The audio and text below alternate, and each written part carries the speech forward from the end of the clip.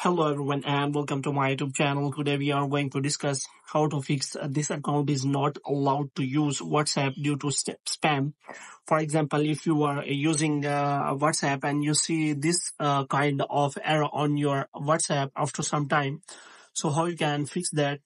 For this, what you have to do, you have to simply watch this video completely. So first of all, what you have to do, you have to simply click on request a review. And after that, you have to provide all the details to the WhatsApp that you have not violated any community guidelines. And after that, the problem is still there.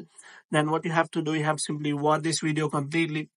So without wasting any time, let's start the video. So first of all, what you have to do, you have to simply open WhatsApp and you have to simply log in WhatsApp with another mobile number.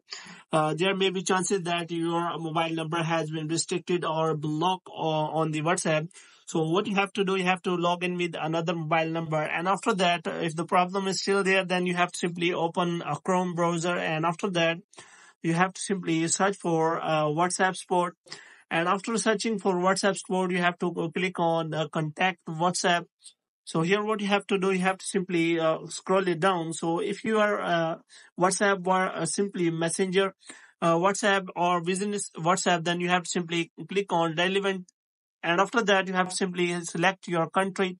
And after selecting the country, you have to simply provide here your mobile number and you have to simply provide here your email address. And after providing your email address, you have to simply select the device.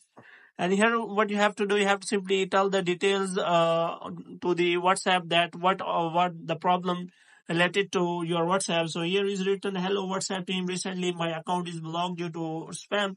Even though I have not violated any community guidelines of WhatsApp, kindly solve this problem for me as soon as possible. And after that, you have to click on next step and you have to fill all the form here and you have to simply submit that form. So in this way, your problem will be submitted to the WhatsApp team and they will solve your problem for you as soon as possible. So hope you have liked this video.